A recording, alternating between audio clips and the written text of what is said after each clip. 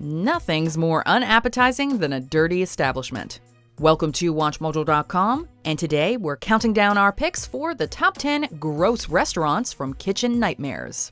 Has a customer just been served a slice of tomato? No. So where is it? Oh my God. Looking for more WatchMojo videos with a British twist? Well, pack your bags and take a trip to WatchMojo UK for even more bloody brilliant content. For this list, we're looking at those restaurants that were so filthy and nasty that they made us want to gag along with Gordon Ramsay. Refrigerate after opening. Feel how warm that is. Maybe, yeah. And how long has that been staying outside for? Number 10. Burger Kitchen.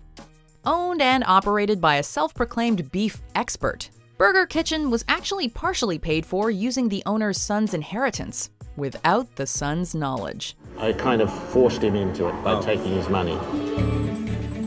Seriously. Nothing like a business built on a foundation of familial deception. Considering it's a joint that specializes in burgers, the most surprising thing about this restaurant is that their meat was frozen. And despite being labeled Wagyu, apparently not very good. It is raw. I can't believe that my burger was that bad. But hey, we're probably just part of the grand Yelp conspiracy to take this place down.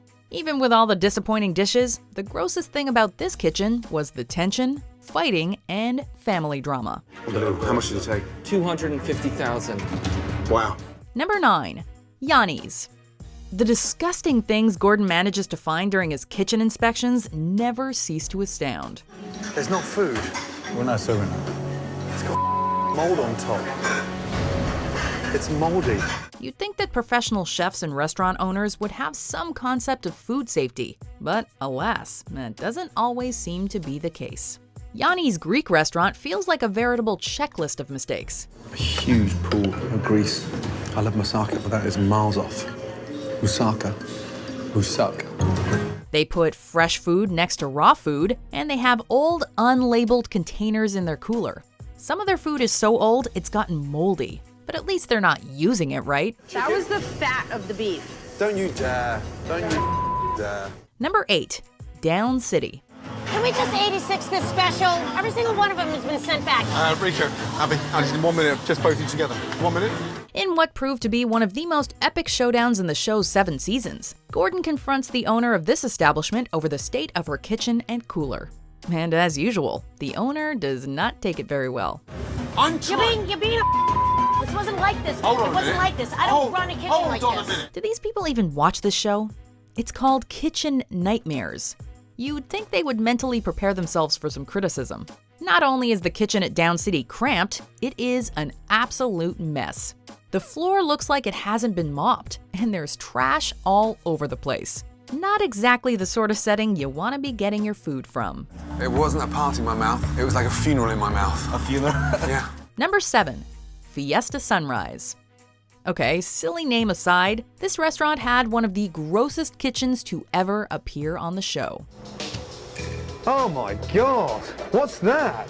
That was the ground beef. Watching Gordon gag as he opens the fridge door nearly made us gag.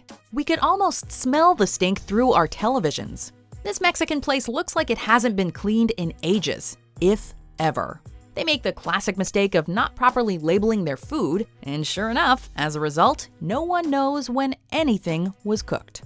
The fridge is full of shit. It's disgusting. No one wants to be served week-old enchiladas, especially not out of an appallingly unsanitary kitchen like this one. It was so bad, Ramsay actually stopped the clients from eating and had them all leave. I'm so sorry, but we're stopping service. Number 6. Dillons. In terms of beauty, it's not exactly an Indian classic, is it? It looks like a dehydrated turd. With its bad food and nasty kitchen, Dillons didn't really stand a chance to begin with. This Indian-ish place had some bizarre decor, with hanging sheets that made it look more like a construction site than a place to grab a meal. Worse, though, was the state of the kitchen. The place was overloaded with apparent authority figures, and yet they couldn't seem to manage to keep meat out of a vegetarian plate. You guys are killing me right now. The assorted vegetarian appetizer plate has to be vegetarian. Vegetarian? For a vegetarian, that's about the biggest offense a restaurant can make. Well, maybe flies on your food is worse. It's beyond edible. It's disgusting. Number 5. Sushi Ko. Hideous, disgusting, and an insult to Japanese culture. Sometimes, one dish can convey all there is to say about a restaurant. For Sushi Ko, that one dish is their sushi pizza. Look, we understand people like to be creative, but it takes skill to deliver a quality dish this bold. You were right. That is an insult to pizza, yeah, and Japanese food. Some sushi restaurants can pull off this fun concept. Unfortunately, Sushi Ko is simply not one of them. Food comes out of the kitchen with hair in it, and some of their wooden utensils are reused, leaving remnants of food on them. To make matters worse, their fryer doesn't work properly, which could lead to some dangerously undercooked food. Forget Sushi Ko, this is Sushi No. Number 4. The Secret Garden. Not only was it a health hazard to eat at this restaurant, it felt like a health hazard just setting foot in its kitchen.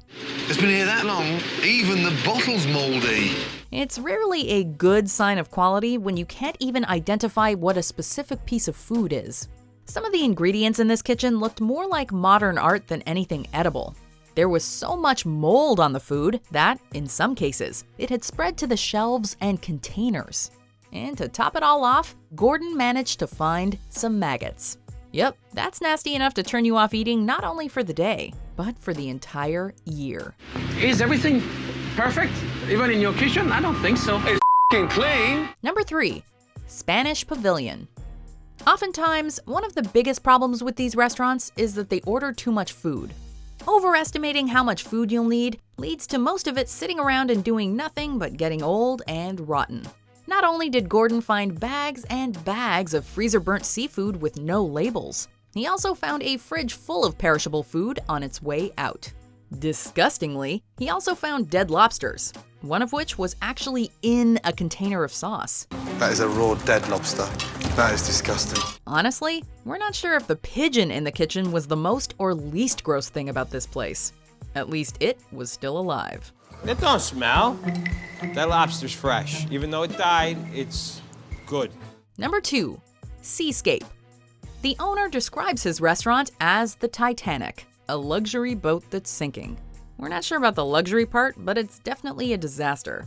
In this kitchen, Gordon discovers some of the grossest stuff in the history of the show, including the usual bugs, mold, and rotten food.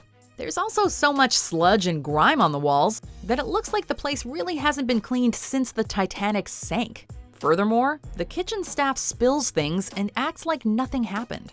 And to top it all off, they serve moldy pesto. But hey, pesto's green already, right? You kill whatever customers we got left. Number 1. Casa Romo. Gordon had to wait a long time for his food to complete the taste test at the start of this episode. I was nodding off then. Huh? I was nodding off. I'm so I sorry. saw that. But after going behind the scenes, he likely wished it had never arrived. The fridge in this place was so bad that it made Gordon throw up.